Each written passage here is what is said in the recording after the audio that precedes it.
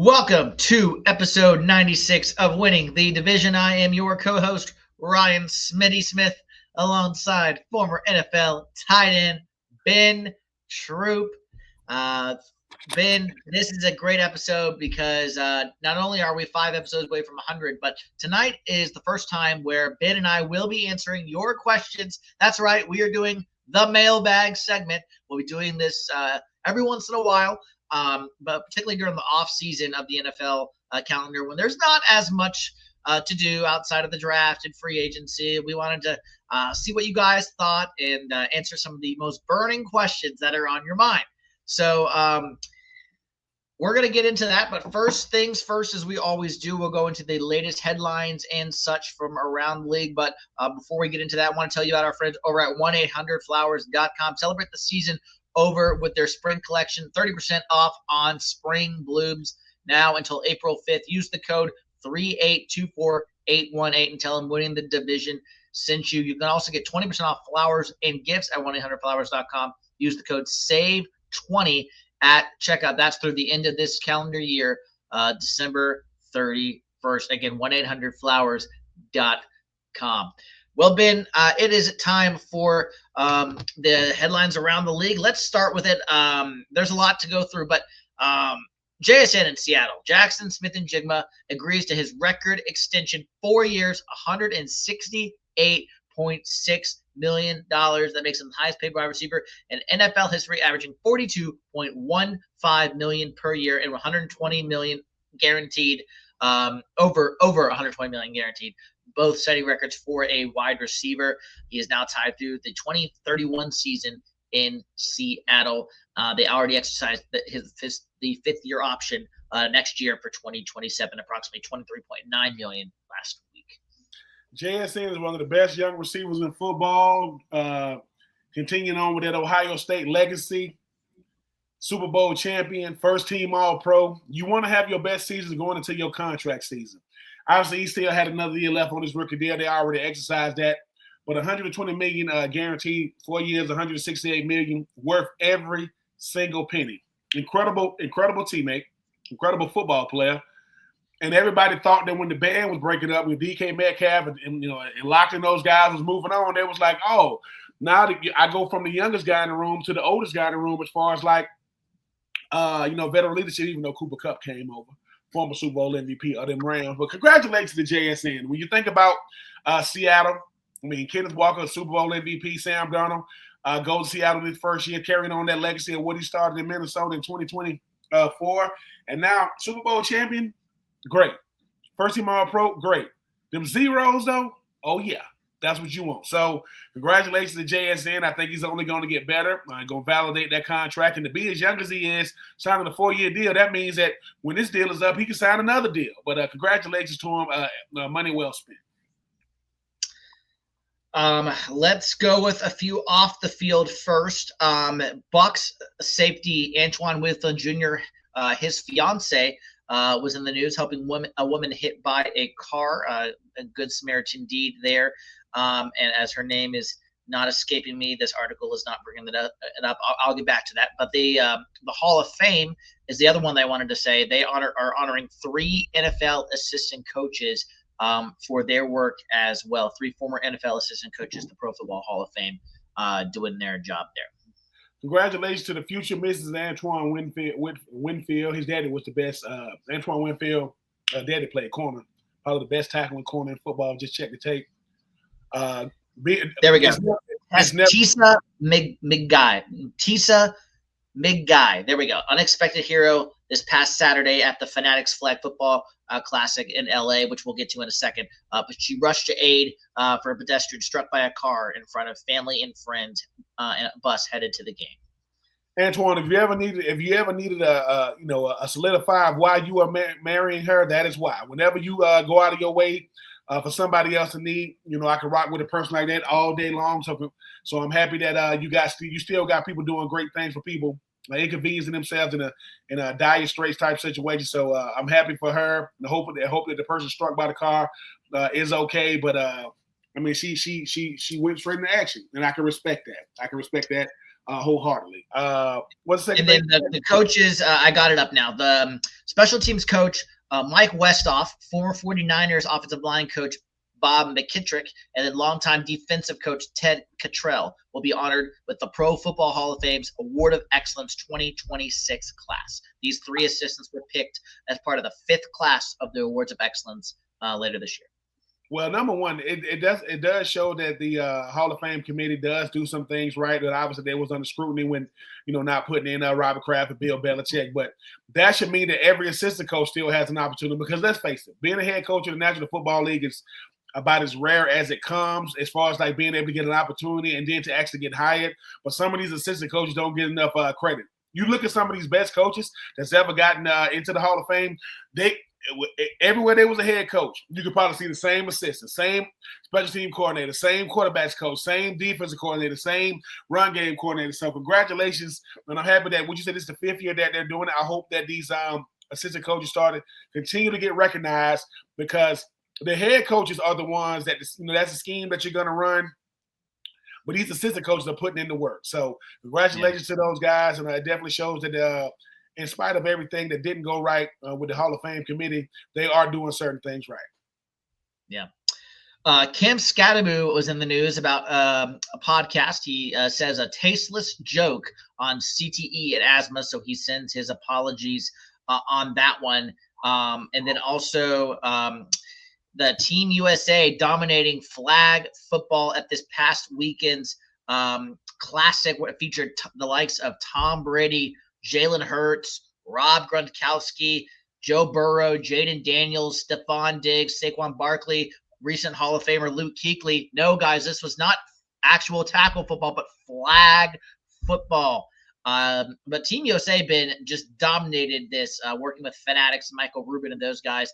The first time they're ever doing this. The event was originally supposed to take place in Saudi Arabia, but with the stuff going on in the Middle East, just not possible. So it was relocated to BMO Stadium in Los Angeles because of the war. And again, this is kind of a trial run, Ben, before the 2028 Olympics, where flag football is going to be in action. So Team USA goes undefeated in this event. Tom Brady's team, for those who just not know, I'm going to really quickly.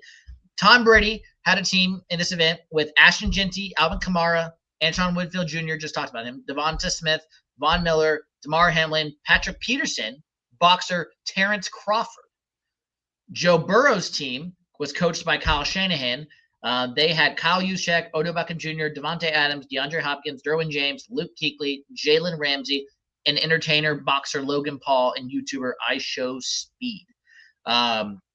But it was Daryl Hush Doucette III and the rest of the USA flag football squad, Ben, that was able to do what they are showing the world that they know how to do already, which is play flag football, completely different from the NFL world and tackling and all of that, and a big global brand that's taking place in the U.S. right now. So anyway, I wanted to set that up, but this was partnering with Fanatics this past weekend in Los Angeles.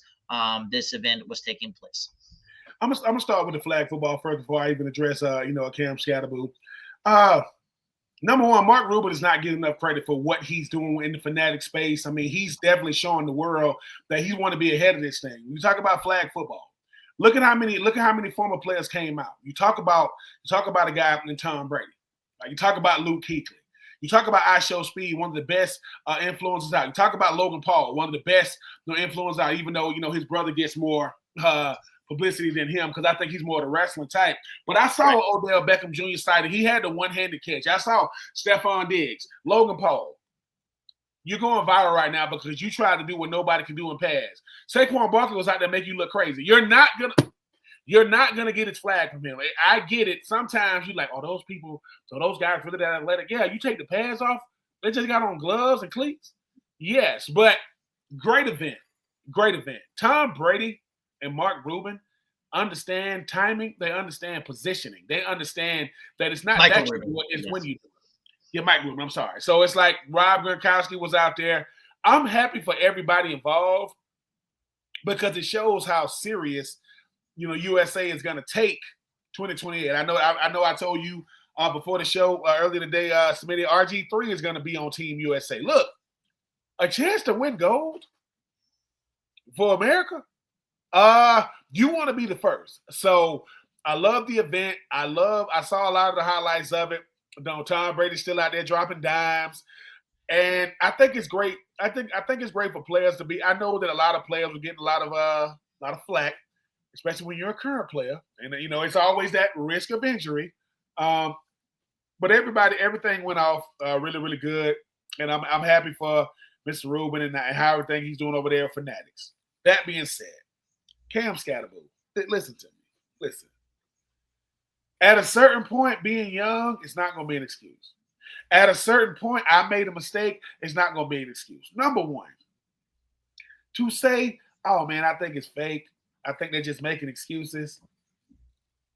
Number one, you play for the New York Football Giants. It means every time you open up your mouth, it's going to get a lot of viewership. And I'm not necessarily coming down on Cam. Cam is young. He made a mistake. I am really speaking to the Cam Scatterboos that's coming behind him and young enough to be in the league. If you don't know what you're talking about, stop commenting on stuff. Because, Smitty, you know this. There are people that's going to accept this apology, and there are people that's going to be their claim to fame coming at this young man. CTE is a lot of things. Fake, it is not.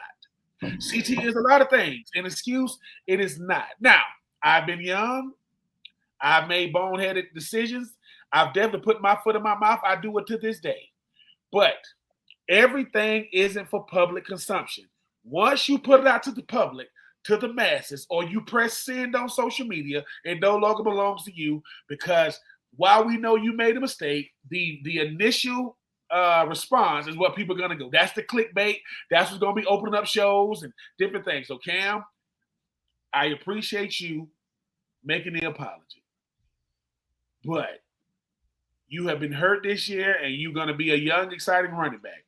You don't want to get famous for the wrong things. You don't want to be known for the wrong things, because you're in New York, you're the biggest media market in the world. Don't get social media or don't try to get that instant fame. I'm not going to sit here and dwell in it. You are young. I get it. Be careful, because you're talking about people's livelihood. You're talking about people that's living with it right now. You talk about a bunch of family members who are deceased, who when they open up their brain, they saw how serious it was. And I'm not going to get into all the names. He made a mistake. I forgive him for it. I hope he doesn't repeat it. I hope that he ends up working with some organization that works with CTE to kind of become the face to say, hey, turn it into something positive. You had your 24 hours of fame, or however you want to say it, but whoever pulled him to the side and said, dude, did you really say that? Yeah. We gonna need you to do some damage. Go back to putting Gatorade in your cleats and doing that, which I still don't understand why you drunk it out your cleat. But got a lot of time on your hands. Focus on getting better. Focus on rehab. Focus less on talking about things you have you don't know what you're talking about. But I do forgive you, youngin. It happened. I'm not gonna dwell in and hold it against you. All right, last three headlines. I'll group them all together as we get into the mailbag here. Linebacker Christian Roseboom, second member of my Panthers defense to go to the Tampa Bay Buccaneers, signed another 1-year deal. Second in the team in tackles this past year, but was a liability in pass coverage personally. But run stuffer, he was actually not bad, but he was a liability in pass coverage. So Tampa Bay, good luck against tight ends this year. You're gonna need it. The Seahawks match wide receiver Jake Bobo's offer by the Jacksonville Jaguars, so they will be tendering him back. $5.5 million worth up to $4.5 million guaranteed for Jake Bobo. So he will be staying in Seattle after they match the offer sheet from Jacksonville. And then Tommy DeVito, new quarterback behind Drake May in New England as they release Joshua the Astronaut Dobbs. Joshua Dobbs is the smartest football player to ever come through NFL. It's crazy how smart he is. And the fact that he's had this long of a career, like Joshua Dobbs is going to be, he's going to be going to space, or he's going to be in Melbourne, Florida at NASA. That's what he's going to be. And I can't remember his name right now, the Rhodes Scholar that went to Florida State. They're the two smartest dudes. But Joshua Dobbs might end up landing on another team. Mr. DeVito, hey man, he's getting a chance to go to a team that could definitely utilize his skill set. Bobo getting re-signed to Seattle. Sometimes we want to go out there and see what's out there. But then we start weighing things like, is the money worth going from a winning culture to a losing culture? I still want to win. They know me here. And I know that JSN just signed, but 1 year, $5 million, $4.45 million guaranteed. That sounds like really, really good money. So Bobo, congratulations to you. And the linebacker going to Tampa. Listen, if you sign the 1 year deal, that means that even Tampa's kind of like, I want to give him a multi-year deal. And I know that Tampa just re-signed their tight end, Mr. No Gloves himself. So you'll get a lot of opportunity to see, can you cover?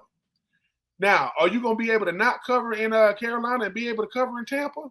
Same person, different address, same guy.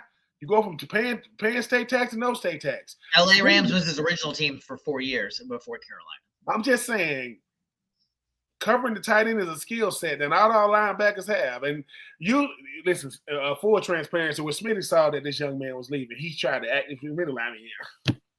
I mean, he wasn't really helping. I mean, every time somebody comes back, I'm like, oh, here we go. Here we go again.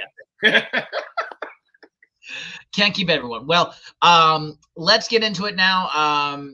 Wanted to spend a good 30, 40 minutes here on these questions that we got in. So again, thank you for everyone who has submitted the mailbag questions. This is our first ever time we are doing the mailbag. Ben, I figured what we could do is you have some questions lined up. I've got some questions lined up. How about let's just alternate. We'll go back and forth. If it's a question that, is addressed to you or addressed to me, we can say that. But if it's addressed to both of us, we can just both answer, because I have some that are kind of either or. So I will start, and then we'll go from there. So first one, which was intended to be a shot at one of us, I think, submitted by, and for the sake of argument, I got submitted a lot of questions, and I kind of wrote them all down. So I apologize. I'm not going to say the name of every person. I'm just going to the questions are going to come out, and I'm going to send this to everybody who sent me questions, and then hopefully your questions answered. So here we go. Ben, which team in the NFC South improved the most this offseason? Question one. I mean, that's easy. Carolina. I mean, Carolina. That's what I think. That was not me. This was a submitted question. These are I don't. It's Carolina, and I don't think it's close for this reason. When you have your quarterback, it is easy to go make decisions outside of him, because I'm not looking for the straw that that stirs the drink. I'm not, and I knew that Dan Morgan said, "Please, Bryce, make my job easier." Well, you got the most highly sought after pass rusher. Yep. Right, when you go and get Jalen Phillips, then at the 11:57 or whatever it was, 10:01, there go Devin Lloyd. So I'm getting my middle linebacker or my playmaker linebacker. I got my outside pass rusher to go along Derek Brown. And here's the thing that Carolina did. They're doing it when free agency first started. You got the big wave. These are the guys who's probably number one on everybody's board as far as like free agents. And they got free agency is about getting who you want, not who's left. They got who they wanted. And for me, I'm just watching this thing going, Devin Lloyd had a lot of suitors, by the way. And other NFC South teams too. But once again, what draws people to Carolina? They won the NFC South. Yeah, a guy named Bryce Young. Case closed. What draw them to the defense? Derek Brown, J.C. Horn. Case closed. I got a lockdown corner. I got an all-pro D tackle.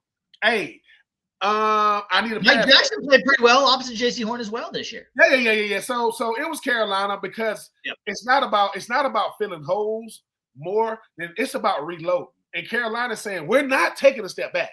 We're not going from watching this young man progress his first 3 years to take us to the playoffs. Probably should have beat the Rams. That was a great catch by the freaking tight end. But when you're aggressive, that means we think we're good enough to not just win a playoff game, but win this division 2 years in a row. So it's Carolina, and I don't think it's close, because no matter what the Saints do, nobody's gonna really care. They getting rid of all the older guys and bringing a bunch of new guys. The Falcons, I mean, it's lackluster. I mean, Tua is a big name, but how good is he? Outside of Mike McDaniel's play calling, that pre-snap stuff was crazy. But I mean, if you can't do nothing with Drake May and Bijan Robinson and Kyle, if you can't find a way to get them the ball, shame on you. And Tampa, unfortunately, you getting a bunch of guys that no one wants on their team. So you taking a bunch of Carolina, and Bijan Robinson, and they going down. You re-signing your tight end. Tampa Bay is a big fat dud right now because I think they're trying to get Ty Bowles fired. That's what it looked like Tampa's doing. Because Mike Evans said, I wouldn't argue with that. Offered him more money, and he said, "Nope, I'm done with Tampa. I'm going to San Fran." Okay, but it's Carolina, and I don't think it's close. Dan Morgan is trying to do something else. The best team in the division also wants to have the best front office, decision makers. All that stuff goes into it. And Dan Morgan is saying, "Look, if I can't find a way to get better players than Atlanta at this point, then if I can't get better players than the Saints, I shouldn't even get my check. But I can do that." So it's your Carolina Panthers right now. Yeah. I was going to go into a little bit of depth, but yeah, no reason to. Yep, I agree. It's my Panthers, and I'm not even putting on my homer hat there. It's just what they did. I mean, getting Rasheed Walker, freaking 1-year deal, $10 million. Everyone thought he was going to go for at least a 2-year deal. So anyway, yes, Carolina, BPA in the draft coming up in April. So yeah, Carolina. What's your first one? Okay, Steve Sports Talk 1. Obviously, big time Philadelphia Eagles fan. He says, "Is AJ Brown going to be a New England Patriot?" Yes. I fully anticipate this happening. I think it's going to be post June 1. So however they want to do that, I think it will happen, Steve. And I do think I expect A.J. Brown to be a Patriot. I do not expect him to play for Philadelphia in this upcoming season. I agree. I mean, you've heard the quote handshake deal. I mean, A.J. Brown has proven 2 years in a row to be a lot to deal with. And you start to see a pattern. And Nick Sirianni starts saying, I don't want to – no player is too good to get traded. People say that Joe Montana got traded. Jerry Rice got traded. Listen to me, people. Listen to me. Nobody is too big to get traded. Shaquille O'Neal got traded, and he learned about it on watching SportsCenter. Shaq got traded to the Lakers, and he learned about it watching SportsCenter. Like, wait a minute, that's me. Look, nobody is too big. Unless you're Max Crosby, and then you can't pass the physical, and you go back to the Raiders. But that's a totally different story. But yeah, I do think A.J. Brown is definitely going to be a New England Patriot. And sometimes grass looks greener on the other side, right? Until you get over there and be like, this is New England grass, and it ain't like that Philadelphia Eagle grass. A little bit different. But hey, man, Drake May going to get his number one receiver. We'll see how much that helps. All right. Next question comes to us. Ben, this is specifically for you. How did you mentally keep strong during the pre-draft process with how rigorous it is?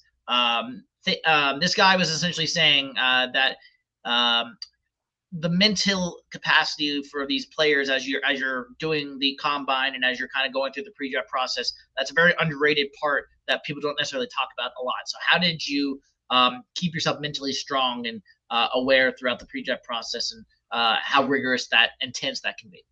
I listen to my agent a lot.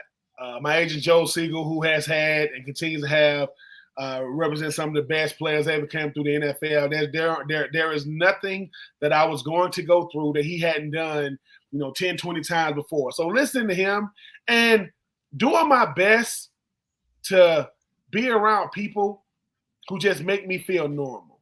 Because, that's back when you read the newspaper clippings, you read the magazines, you read all the different things. And really, really, really, really humbling myself, because when I'm going on all these different, I went to Detroit back when Steve Marinelli was the head coach, and I'm in the hotel and I come down from my room, and I look in the hall, and I look across the hall in the hotel lobby. Who do I see? Sean Taylor. And I walk up to Sean Taylor. He had to cut his hair. He looks real clean cut. And I walk up to him. And what was crazy, obviously me and Sean had played against each other in college, and when I walk up to him, before I say a word, I don't even get to introduce myself. I walk up to him and he says, Troupe, you think they're going to like me? He said this to me. He said, Troupe, you think they're going to like me? I look at Sean Taylor and I said, Sean, if they don't like you, I can get back on the plane and go home. If they don't like you, it's over for me. And I think the process humbled me, Smitty, because I forget that this is everybody's dream that's coming out. Yes, I want to get drafted, but every single player, every tight end, every running back, every receiver, every quarterback, and I had to refocus my mind on, man, just enjoy this, because I don't want to look back on something, the whole thing, like Smitty, think about it. If every time, God blesses us with something incredible, but we stress the whole time, it don't feel like a blessing because of, and being young and naive too, because, everybody think it's not that you want to get drafted, Smitty. Everybody think they're going first round. Everybody. It's only 32 picks, by the way. So, but it was nerve wracking. I'm not gonna lie, but going to Kenner, Louisiana, a suburb of New Orleans, with Tom Shaw, and meeting a bunch of guys like Chris Perry, and Kevin Smith, and Michael Bullware, the brother Peter Bullware, Greg Jones, and all these different guys I competed against became like friends of mine. Batman Carroll out of Arkansas. The process is nerve-wracking. The process is stressful. But once I started like really just like calming down some, it was good problems to have, because I knew I was going to get drafted. I just didn't know where. But the process is, I can only imagine what these young men have to deal with now, because they got so much more access to them through clickbait stuff and social media. Right. We didn't have all that, thank God, because that's got to make the whole thing a lot more like different to deal with. You ready for mine? Yep. All right, Marvin on the mic. His question is this. He's a Jets fan. He wants to know, is Geno Smith good enough to get them out the dark ages, or is their quarterback of the future still in college? Marvin, this quarterback class in 2027 is going to be pretty good. So I think Geno Smith is your placeholder for 2026. I think he is going to come in, provide a veteran presence to this locker room, and he's an original Jet. So this is his second time there. I think he's going to come in, and I think the Jets are going to be better than a little bit advertised this year. I think they're going to win 5 or 6 games behind Geno Smith. Obviously, that's still going to have them picking up the top 10. But I think with all that first-round pick ammo that they have, they can go up and down the draft board however way they like come 2027. So I think their current franchise quarterback is in college, and I do think Geno Smith will be there past this year to be a veteran guy for this young signal caller who will be coming out in 2027. Okay. I mean, Marvin, unfortunately, is he's a real fan, but he's a Jets fan. He knows misery. Yeah, I respect that. He knows misery. I mean, the fact that the greatest Jet of all time is like 80-something years old. Joe Namath is like 80-something. Yeah. That's rough. All right. All right, here we go, Ben. This is another from an NFL player's perspective. Here we go. For Ben, how much impact do agents truly have on teams/coaching? Obviously, they have to protect their clients, but what sort of avenues do they have to protect them? What's the wildest agent story that you have ever heard? Woo, man. The wildest agent story. Wow. And then I guess the first part of the question about agents, what impact do they have on the team and coaching? And the agents don't have any impact on the coaching, but do they have an impact when it comes to the team or the GMs? Yes, because the agent has to be around long enough to be on a first name basis, which means that general manager respects them, because the agent's job is not to get along with the GMs. The agent's job is to be professional when it comes to the GM. So they work for you. Even though you're employed by that team, their job is to get you the best contract they can possibly get you. And I can only speak for my agent because he's really, really good at what he does. I mean, my agent told me, look, I'm gonna get you more money. I'm gonna get you more money than the 5 people that went ahead of you, and nobody's gonna get more money after you. He says, I'm gonna get you. He says, the reason why you can trust me is, he says, I care about 2 things. He says, I care about my money. He said, I care about my lady. He says, I don't want your lady, and I'm gonna get you your money. Because if I get you your money, you get me my money. And I can respect that because he says, Ben, before we could be friends, I got to be friendly. And that stuff is true to this day. You're not friends until you. And as far as like the crazy agent story, okay, they had this. So a lot of I'm not sure if I want to hear this, but go ahead. No, it's not bad. A lot of agents are lawyers. You got 2 kinds of agents. You got agents that go to law school and they become agents. So they really, really understand the rigorousness of contracts and negotiations. They are really, and you got the ones that can get board certified through the NFLPA. Now they go through a very, very like highly scrutinized vetting process, but they're not agents. My agent was a lawyer. He had a law firm or agency with other lawyers that worked for him. Yep. There was this agent that wasn't a lawyer. And the thing about it was, when you call their office, he had, that's back when you had to have a landline. It ain't like cell phones now. Right. He had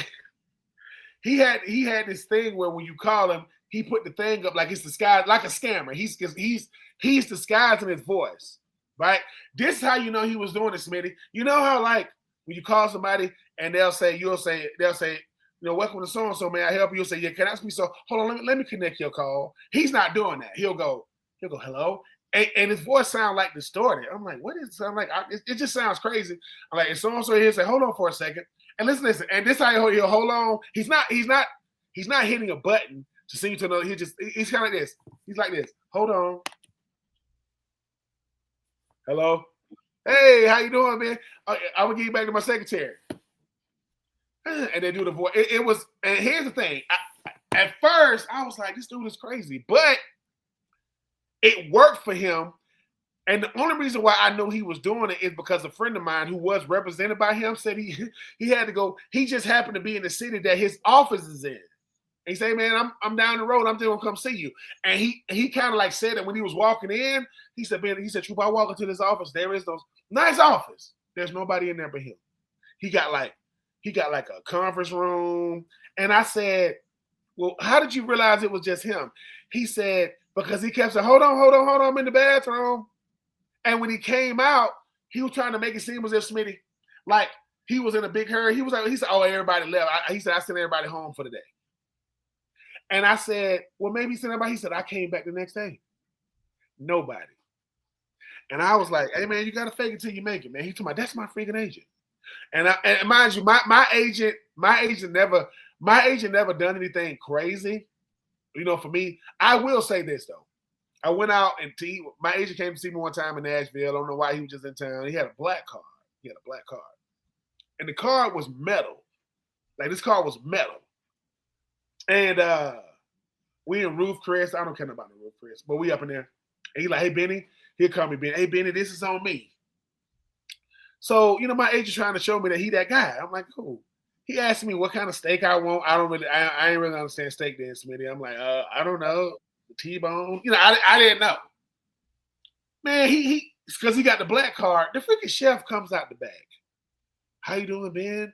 I just want to know how you want your steak. I'm like, cooked?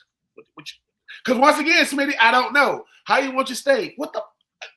Cooked. I'm looking around like, somebody help me. He goes, listen, he goes, he said, looks like you kind of want it a little medium. And I'm like, yeah. I don't know what this means, though, Smitty. I don't know what medium means. I'm a country boy now. I didn't grow up on no steak. Anyway, if I grew up on steak, it was cube steak, a.k.a. kind of look like a little hamburger. Anyway. Yeah. He comes out. He comes out with my steak. It's hot. It's sizzling. It's sizzling, right? So my agent's sitting there, we got these real good size, and I cut into this. Now, once again, I preface this. I don't know how to eat steak at this point. Let me just keep saying it. So when I take it, right, to show you how well he cooked it, he gives me a butter knife to show you. Just cut it. So he's standing, I cut it. And, I know now this isn't blood. Like, I know that now, okay? When I cut it, Smitty, and it's all red, I told the chef, yeah, that's good. And listen. And I kind of get my plate, and I'm trying to give it back to him. And the chef is like, what are you doing? No, yeah. Like, yeah, go finish cooking that. And listen, so here's the thing, right? He's so confused, right? So when he started laughing, I was like, ha! When he put it back down, I realized, oh shoot, that's the steak. Like, that's how it's supposed to look. And this is what I'm saying to myself. So this is what they don't realize. This is what I'm doing. I'm taking the steak, right, and I'm like cutting it up to kind of make it look like I'm eating the sides. I said, yeah, man, I bit a little bit, and my agent goes, how you like your steak? I go, it was cool. We get outside, right? We get outside. My agent goes, Benny, what? Do you eat steak? No. He said, do you eat steak? Like, nah. He said, you know how I know you didn't eat it? Like, why? He said, someone told me to take you to like a burger joint. Like, come on, man. Like, you know me, bro. Like, I don't want no. And mind you, this steak cost like $100. So I'm trying to be respectful. But Smitty, like I say, to that steak maker, butcher, chef, whoever you were, I apologize. Because I didn't know. Now, them sides at Roof Chris was incredible. But if that's 2026, that makes the news. What happened to me, and I'll be known as the person I know. I should have just ordered filet. Listen, I wanted a filet mignon, but I knew I wasn't gonna say it right. I was like, because I'm like, does that say filet? Man, just give me the T-bone. Dang it, because I know that the filet was like a little hockey puck, like a little fat. Right. Yeah, that's a good story. That's a good story. I've come a long way since then, and I know. If you order, and at Roof Chris, if you order anything like well done, like what not well done, but like medium well, they won't even cook it. Like, I'm not giving you no medium well, man. I'm not bringing you no shoe leather. That bull died for a good cause to have you come up in here playing with his name. So yeah, it's all good. Sorry, Roof Chris, off of Broadway in Nashville.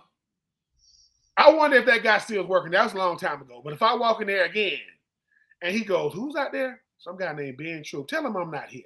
Shoe leather. What? I didn't know. It happens to the best. Now people going to be talking trash to me about my steak. What about your steak? What about your country fried steak? That's what we eat in the South. Country and fried. How about that? Yeah, that was good. You like country fried steak, Smitty? Oh, absolutely. Hold on, Smitty, like, oh yeah, oh God. Hold on, Smitty. You went to like a place one time that you was eating a bunch of meat. You kind of told me. Yeah, that was in Wisconsin. Was this past November. Meat slice and everything. You like, bring it on. Come on, I'm here. I got Kansas City strip, which is just like New York strip, but a bone in. Do you hold on? Is a good steak mean you don't need no steak sauce on it? No. Okay, listen. As you can see, people, I am learning because once again, I was about to yell out. Where's the Heinz 57? And listen, Heinz 57 is. Let me say this. Is Heinz 57? What's the other steak sauce? Is it? It's like another one. A1 steak sauce. Oh, I'm sorry. Heinz 57 is the one that Heinz 57 look like ketchup and mustard mixed because it's orange, kind of.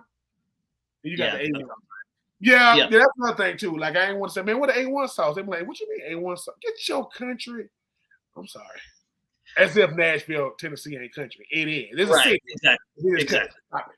If your city is in the South, Charlotte is a real nice city. But the outskirts, country as a sugar sandwich. I don't care what no one says. Charlotte is beautiful.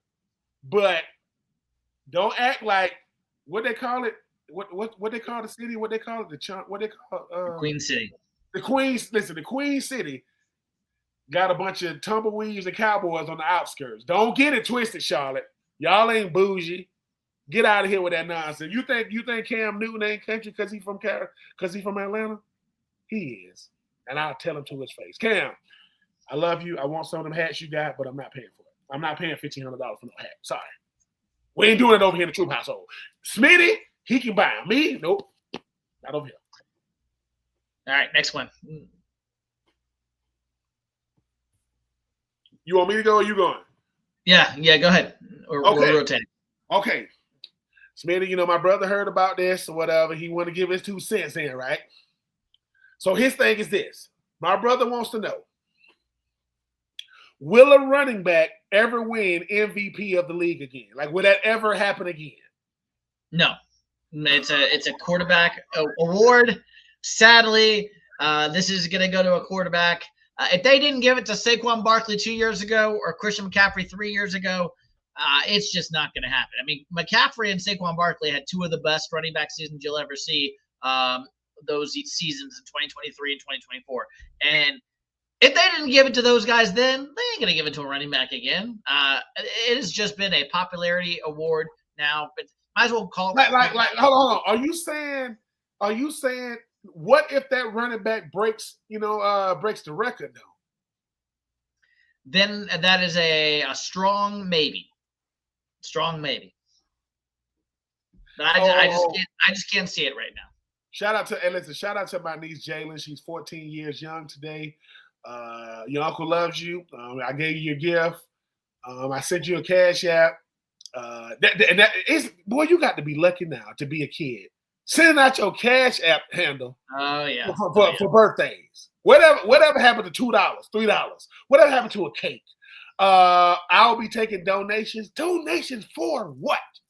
What are you gonna do with it? But Jalen, because I know people sending you cash app, I know your granddaddy and your grandma, and I know your auntie, aka my wife, gave you some money. So the next time I see you, lunch is on you.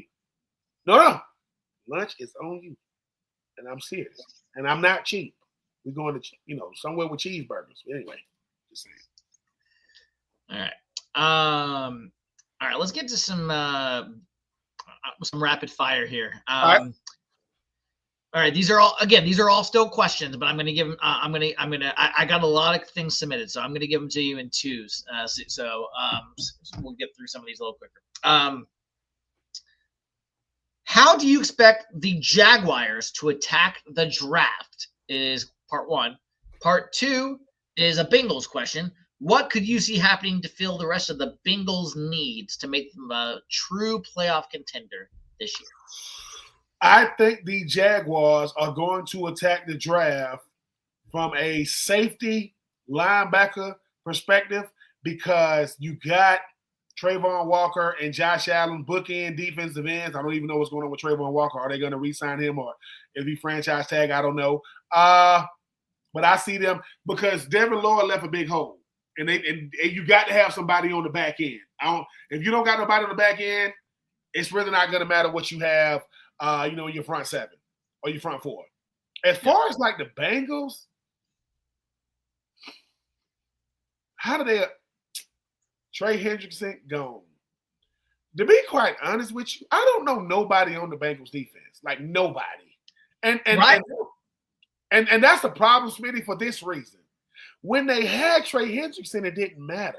Like it still didn't matter. They were still getting the ball ran down their throat. They were still getting teams doing whatever they want to do. I think for the Bengals, I think you either go all in on offense to try to cheer up that offense to try to just outscore people because Shamar Stewart last year, he barely got signed. That was their first round. So Shamar Stewart. There you go. Yeah. So I would say for them, just continue to build on offense because you don't have anybody on defense that's good enough to build around. A defense, just like an offense, got to have if I got a Fred Warner in San Francisco, I can start putting pieces around him because of how good he is. Shamar Stewart got hurt when he finally got out there. Trey Hendrickson is gone. I don't know nobody in their secondary. So I I think you could continue to try to add offensive line because Joe Burrow continues to get hurt because Jamar Chase and T. Higgins and you're paying everybody but the five guys in front of Joe Burrow. So get you an offensive lineman, get you another piece as far as like the skill position, and try to add some pieces on defense because there are no name defenses and there are Cincinnati. Who, man, Shamar Stewart's looking around like, I mean, I should have probably went back to college. I was like, yeah, man, Texas A&M was pretty good this year.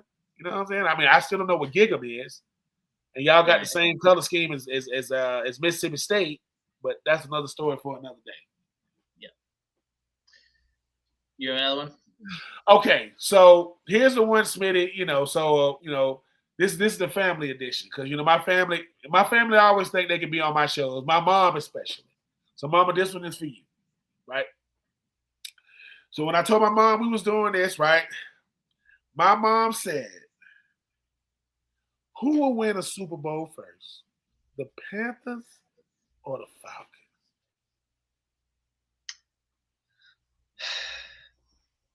Because we both been to the same amount. Yeah.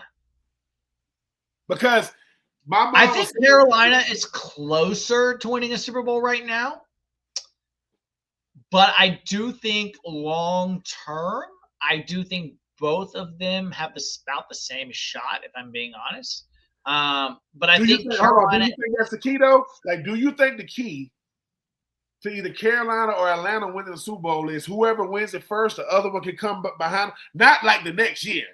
Because New Orleans, check. Depends on where they are in their with the amount of players that they have, and like if they lose a lot of players following that Super Bowl win, and kind of where the ages of their cores. I think that also depends on it as well. Can you hold on, Smitty? Can you handle Carolina win? Like what happens? What happens? Okay. Do you go to the Super Bowl? Are you there as a spectator to watch Carolina if they go back to a Super Bowl? I'm either there as a spectator, I'm there working our podcast at some capacity potentially on Radio Row, or I am actually, you know what? No. I would go do the Radio Row, whether that's winning the division or other media type things, and then I'll fly back a day before the game so I can get watch it in front of the TV. And actually, no. I'm interpreting this. What Smitty is really saying is, I am not going to put myself through that in real. No, I need to be in the privacy of my own home so I can yell. I want to be me for the Super Bowl. I want to be like, what are we doing? Smitty, listen, Smitty want to have, baby Smitty right there saying, listen.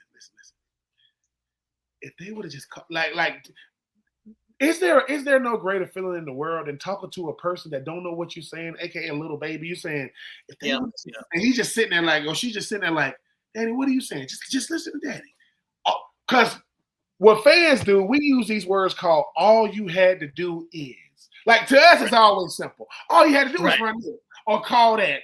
Now it's not that simple when we're watching, but when we like, dude, you'll say, when Smitty called me, listen, this is how it goes.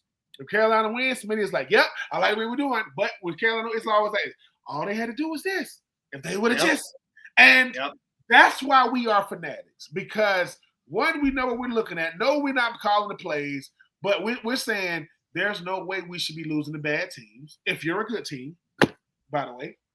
And, hey, let me just answer. If Atlanta's in another Super Duper Bowl, I don't know, something has really, really gone bad that year in football, in the NFC. Number two, I'm not going to be there in person because my heart couldn't take it. Just sitting there, like living and dying with it. I don't got time to be living and dying with every single play in every single quarter, right? I ain't got time for that. But I do want to live. I want to see Atlanta. Because once Atlanta wins it, that's it. Like, okay, it's going to be like the Jets. It's never going to happen again. But you can say you saw it. And is Bryce Young going to be your quarterback if you win a Super Bowl? That's a good question. This year in 2026 is a big year for him. That I'll just say that this is a big year for Bryce Young in 2026. Okay. I'd like to think so, but it's a big year. All right, Ben. I'm gonna keep giving these to you in two questions, two at a time, so we can get through the rest of these here. Do you think the Seahawks should have tried to keep Kenneth Walker? First question. Second question. Is the Chiefs' path to a championship harder than ever? To the first question, no, because I think Kenneth Walker benefited from that offense more than they benefited from him. I think when you got a guy like JSN and those type of guys on the outside, I think that the passing game was so potent and scary. Kenneth Walker wasn't a Pro Bowler. He wasn't the first team All-Pro. He wasn't the second team All-Pro. JSN was the first team All-Pro. You know how scary a guy on the outside like that is? When you got a guy like that opens up, because I'm taking that corner and that safety away. That corner and that safety are gone for one guy. Well, okay. Well, now I got to break a tackle, get to the second level. Kansas City is yes, because we don't know how hurt Patrick Mahomes boy is. You just don't. And I don't care what I'm going to be there week 1. No, you're not. You don't have Adrian Peterson Tiger blood in your system. No. So Justin Fields, Mr. Justin Fields, you talk about a comeback story and I do agree with something Cam Newton said. Justin Fields and Kyler Murray are a lot of things. A bust, they are not. I don't know why we're so ready to throw the bust, symbol, on people. No, but is it going to be difficult, Smitty? Yes, for 2 reasons. The health of Patrick Mahomes and the age of their best players. All of them in their 30s. Their best players, they're not old, but they're old for football. I mean, I was born in the 80s. You know who else was born in the 80s? Travis Kelce. He was born in the 80s. Now, he was born in 89. And all I'm saying is Chris Jones and all those guys, your best players, we're talking about a decade of football already. So the age, the health is going to be a factor, but the health of one Patrick Mahomes boy. Because Smitty, when he's never dealt with coming off of injury and can he get, can he get back to what he was? We will see. If you have another one, I'll take it from your side. Otherwise, I'll keep going. Listen, my last one is coming from the kiddies. Like I said, it was a family affair, and everybody want to get in. So I had to pick which one was the best one. My nephew, he was like, all right, I want you to ask Smitty this. I said, you don't get to call him Smitty. He said, yeah, well, that's what you call him. I said, yeah, but you ain't me. This is what he said. And he said, can anybody other than a quarterback be the face of the NFL? Because we know the quarterbacks. Is there another player or players or position that's good enough to be? Because he was saying when he thinks of the NFL, he thinks of Myles Garrett. That's what he thinks of. But I said, which is smart, is there a player on offense or is there a defensive player good enough to be a face? Because he says right now it's just quarterbacks all the time. Correct. Yeah, that's a good question. I don't know. I'd like to. Yeah, Myles Garrett's a good player, but he's not the face of the league. No, not by a long shot. I don't think so. As much as I want to say yes to this question, but I don't. The reason why I say no to it too is because quarterbacks have national commercials. They have they're trying to sell them outside of football. They're trying to show them, and as great, not good, as great as Myles Garrett is, he plays for Cleveland. Like, you know what I'm saying? So, yeah. Sorry, Ryan. I mean, Josh and them, but yeah, I when he said Myles Garrett, I said that's good. I said, but me personally, Myles Garrett is a great pass rusher, but I don't think he's a better defensive player than Fred Warner. Fred Warner, and now, if any defensive player had a shot at Fred, but San Francisco got to be in Super Bowls, and he has to be healthy. So, yeah. Go figure. Dougie, one of my Panther co-hosts, submitted this one. Not co-host, but Panther podcast extraordinaires. This is a 3-part Carolina Panther question. and so I'll answer these two. Do you think with the new acquisitions on defense, having an all-pro defensive tackle, that's Derek Brown, all-pro linebacker Devin Lloyd, all-pro corner in J.C. Horn, Carolina can truly be a top 5 defense this upcoming season? Question 2, with the defense being top 15, top 10, maybe even top 5, will the draft focus on mostly on the offensive side of the ball? Is question 2. And then question 3, with the tough schedule in 2026, the Panthers are going to be facing with the first place schedule and how active the national media has been with crowning the Panthers in free agency.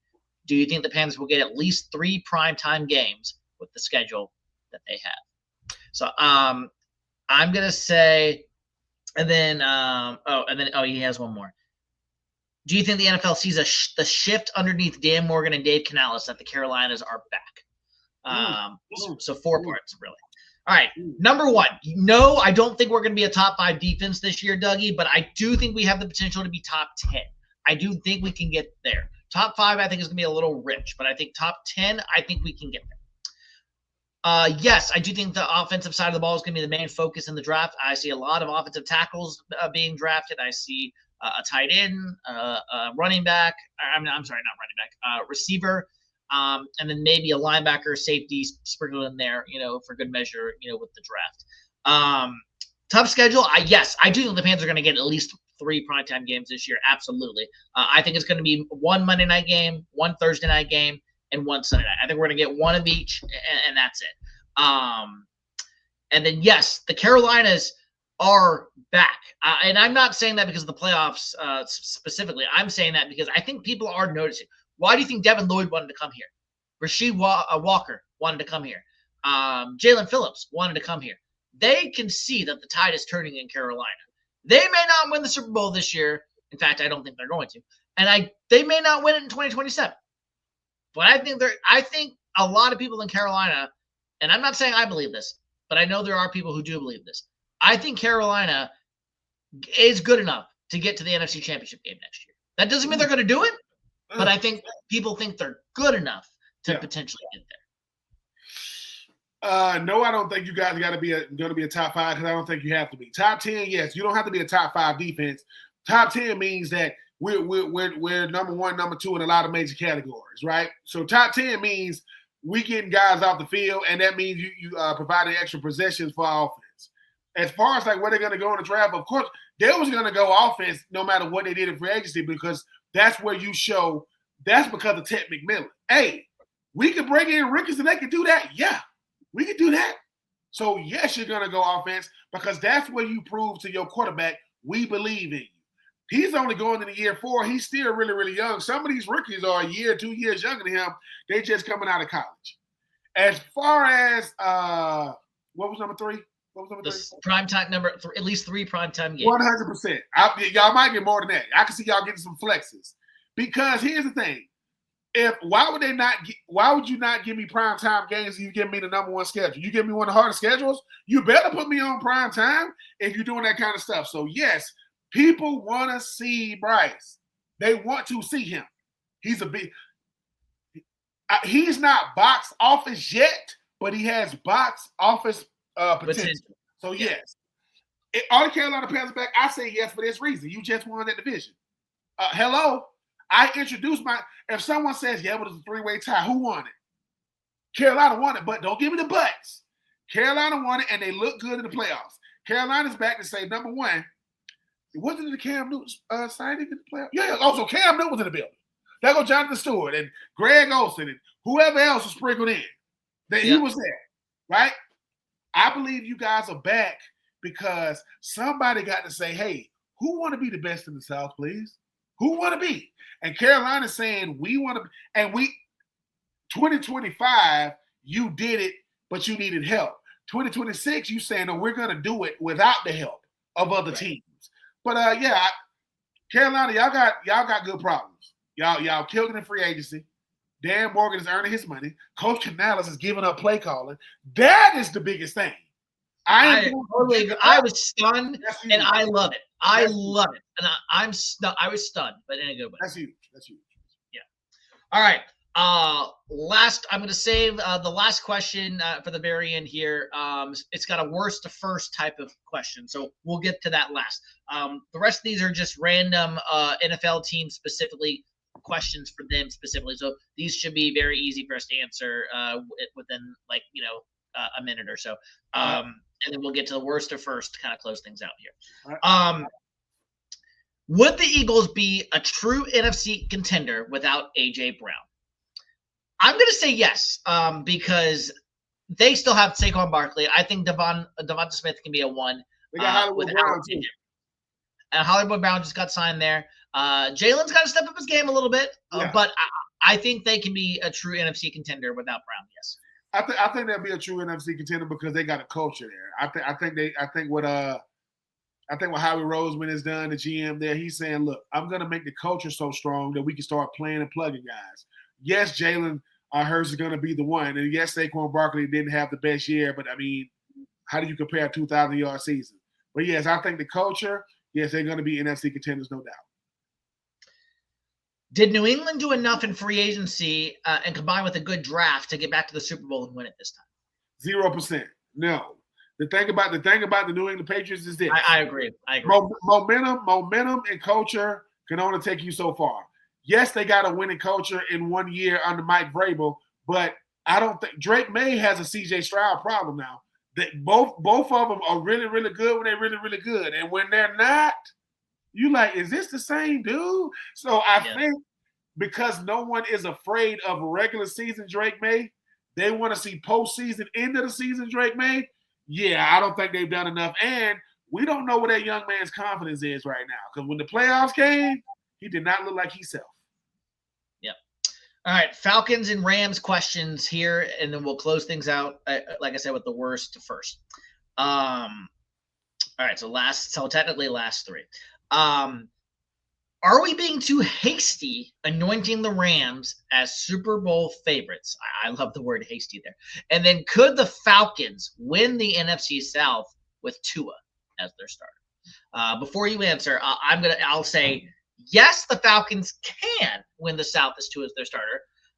They're going to have to play better on defense like they did last year, and I do think Tua's going to have to utilize the weapons around him and, more importantly, stay on the field.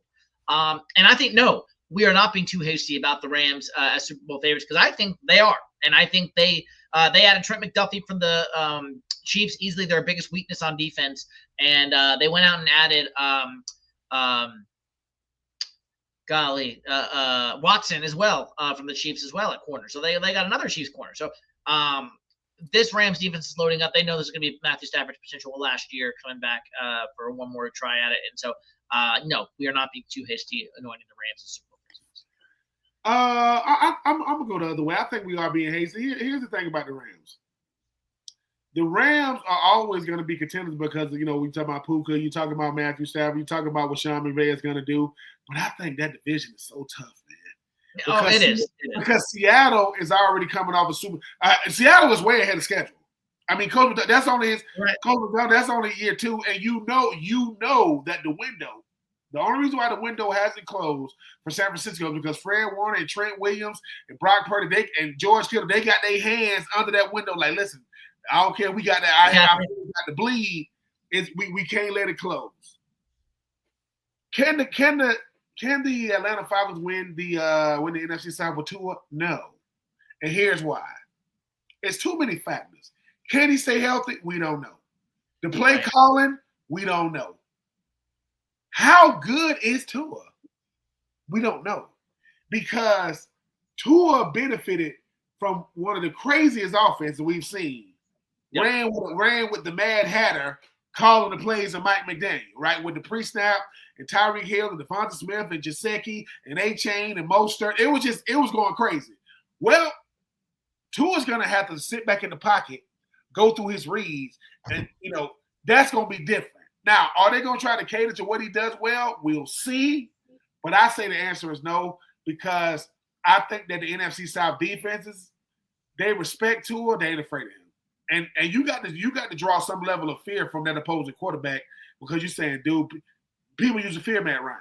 People used to fear Drew Brees, right? People used to fear Cam. They used to fear them. I think Bryce Young has that ability. I don't think Tua is a former Alabama quarterback, but no. I mean, I've seen this before, Smitty. I'm not getting Tua will not get my hopes up. No. Because as soon as I do that, here come Adam Schefter. Breaking news, he's out. See? And now we got to go to 10 man. Yeah. I lied. One last one here before the worst to first, because I realized I skipped it. I completely passed it in my notes section. So you were just talking about this though, so I think you pretty much answered this already. When we're talking about quarterbacks here, as a former NFL player, when do you know when a young quarterback has it? When do you know when a young quarterback has it? That is a great question. When do you know a young quarterback has it?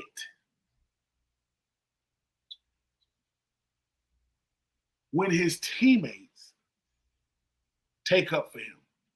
This is why this is not a coach. A young quarterback has it when the veterans come around to understand it, that I got to be patient with it. See, a coach gonna say all the right things. Smitty, how do I know that? Why do I say that? When Steve Smith Sr. first got Cam, he was impatient with him because he's older and Cam is young. Once Steve Smith went to Baltimore and realized, man, I might have was too hard on the young. Like it's like this, Smitty. If you just get to a team and we veterans, as much as you listen to them coaches, we're the ones that we got to go out there with you. So when I go on TV or if I'm doing an interview and I'm saying, look, man, get off that young man back. Look, he's doing the best he can. Because I got to earn the respect of my teammates, man. I got to earn the trust of my coaches to play. So I say, they got it. And the second part is, how do they deal with losing? How you got to show, that is why Bryce Young gets on my nerves. Because number one, he was honest in that freaking interview. Number two, he got benched. And number three, he came back. He responded. How do they respond to losing? How do they respond to not playing well? How do they respond to adversity? I use the word respond for a reason. Not how they react. I don't need reactions. I need a response. Because a response is long-winded. A reaction is in the moment. A child can react. I need you to, and so your teammates, veterans, and how do you respond to adversity and controversy and losing? And because coach is gonna say all the right things, especially they know you got to be the starter. They don't want to throw you under the bus. But when Ernest, even though he's an older player, when Ernest Jones comes to Sam Darnold's defense when he wasn't playing as well during the season, he was using words that we can't use on the show. That says a lot. Because, Smitty, you know how if you somewhere and you start a quarterback and somebody say, you heard what Troupe said about you? What?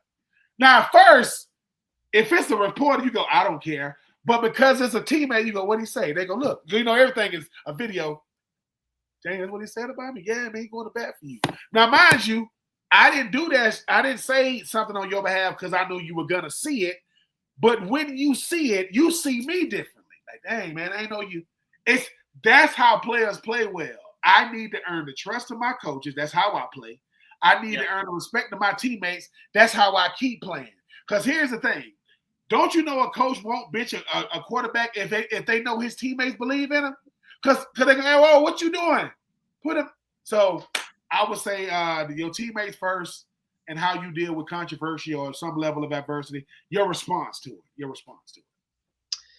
Let's close it out with our friend Brian over at for the New York Giants. He was on this pod last year with our NFC East preview.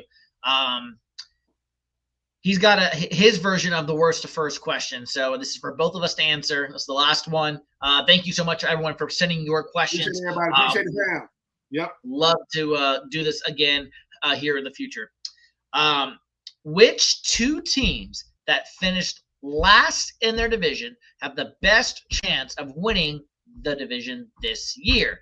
Explain why and provide a realistic first-round target in the draft that you would select based on their current needs. They finished last in their division and got a chance to finish first.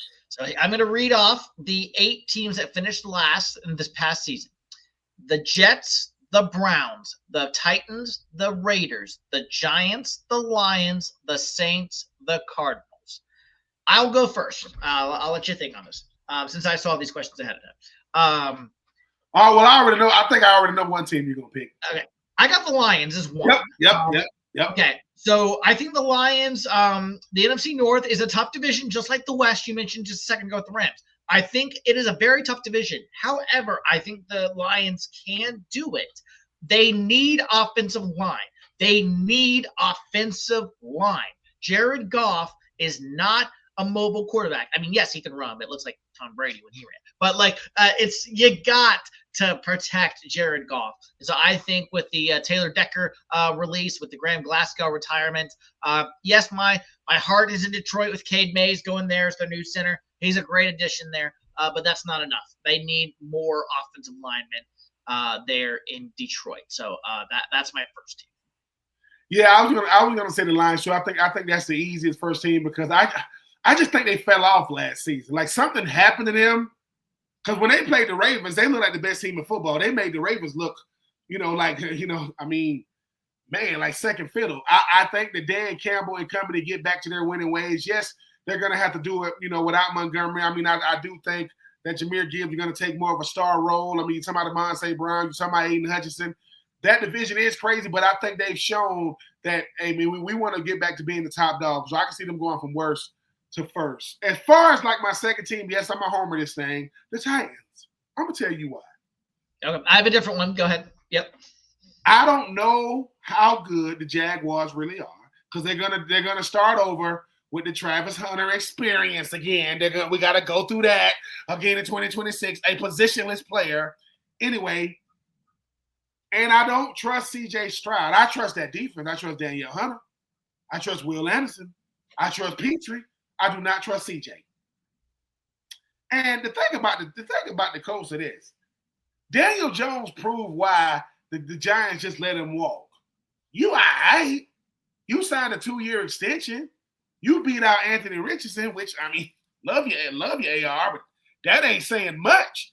Anthony Richardson was on the injury list for shooting himself in the face with I don't know what he did, but he was on the injury list for a non-football injury. So I think Cam Ward and what they've added around him, and Calvin Ridley, his number one receiver, took a pay cut or a restructured deal to stay with the Titans. I just think this Titans team is good enough in an AFC South that doesn't really. They got a dominant team with the Texans, and I don't really trust Jacksonville. And I'm sorry, Daniel Jones. I would pick you the worst quarterback in the division, and you got the most experience of everybody in the division. I would go, unfortunately, I would still go Trevor Lawrence, C.J. Stroud, Cam Ward, then Daniel Jones. If you got the worst quarterback in the division, you're not gonna go much higher. And I just think Cam Ward is a gamer, and I think they already believe in what the young man's doing. Coach Seelot is gonna have that defense ready. They're gonna have that defense ready. I don't know Brian DeBoer. I want to see how he's going to call plays for Cam Ward because everybody know he's trying to be a head coach again, which is understandable. But I think the Titans got a shot to go from worst to first because the AFC South, to me, is real similar to the NFC South. You got really, really good teams and really, really good quarterback play, but ain't nobody scared of nobody. Nobody has separated themselves from the pack. So I do think the Titans can go from worst to first. I cannot get behind anybody in the AFC. I just cannot, for whatever reason. Even if I try to convince myself, I just can't do it. So my second team is in the NFC. And no, it's not the Cardinals. No, it's not the Cardinals. It's the Giants, and here's why. But they're a distant second for a reason, Brian. So to answer your question, Detroit is definitely one. Giants a distant two, if I have to pick a second team. Washington, Jaden Daniels, can he stay healthy? Start there. Eagles, while I do believe, or there a question submitted about the Eagles being a contender without A.J. Brown when he gets traded. Yes, I think that's still a thing. But they lost their offensive line coach this year, Stoutland. They lost a lot of pieces on that defense. Mm-hmm. Kobe Dean, yeah. Kobe Dean and company, Jalen Phillips and company. Black Skip, yeah, he went over to the Texans, yeah. And then Dallas is, we always know it's Dallas. And it's Jerry. What the heck are they doing over there? Like, I mean, yeah, they made some cool moves, like, but then it's like, they got Rashad Gary, I guess. Then they ship off Mosey Zigawua to the Niners, and then is Dak's one guy, sure. I mean, he's good. There are better options, but he's good too. So it's like, yeah, Brian, I will give your Giants, my second team, as a chance to go from worst to first, because John Harbaugh gives you that chance as that hire, and I like that hire a lot for your team. My draft pick for you is going to be wide receiver. Lake Neighbors is coming off the ACL. Wan'Dale Robinson is gone. Can I get somebody opposite Malik Neighbors to kind of take some pressure off him and give Jackson Dart another target in this offense and really open up this offense with Cam Scatterby running the rock? But again, he's coming off the injury as well. So I'm going to say give me another receiver for Jackson Dart to play with there in that Giants offense. You already know who I'm going to say for the Titans. You already know. If Jeremiah Love don't get drafted, listen to me. Listen, Titans. Because y'all like the Atlanta Falcons when it comes to the front office, or the Atlanta Hawks. Y'all do some dumb stuff. If Jeremiah Love is there, don't even wait the 15 minutes. I get sick of that. Call him. Hello, Jeremiah? First, when you Notre Dame, you in Indiana? We're going to get you to Nashville. And I know we're dealing with a bunch of stuff with TSA and all that kind of craziness. Get him on a private jet. Don't care. Get him to Nashville. With the Lions? I mean, do you want to go another running back? Because I think that Jahmyr Gibbs is real good when he ate the bell cow. You know how you got those Jonathan Stewart, D'Angelo Williams. What made them good was they're always fresh. Correct. So you gotta find him another. Listen. So what they use? I can't remember what. Sonic and Knuckles. Huh? Sonic and Knuckles. Okay, so when he's now Sonic, you got to find him a Knuckles. You got to find him one. Timon, he's Timon. You got to find him a Pumbaa, whatever you want to call it. You need to get it done. And that is it. Everyone, thank you so much for your questions. Episode 96 of Winning the Division. We'll do another Mailbag episode here sometime during the summer months coming up, maybe after the draft at some point after we see kind of how the draft shakes out. But for Ben Troupe, I'm Ryan Smith. We've gone long. Thank you so much for tuning in to this episode of Winning the Division. Rate, review, and subscribe wherever you get your podcast. Keep Pounding Podcast Network, Fans First Sports Network, Tobacco Road Sports Radio on YouTube. Remember, as we say here on Winning the Division, you are either winning your division or you are just in your division, just like the Arizona Cardinals and New York Jets, among other teams. For Ben Troupe, as I said, I'm Ryan Smith. This has been this Mailbag edition of Winning the Division. Rate, review, subscribe. We'll see you next time.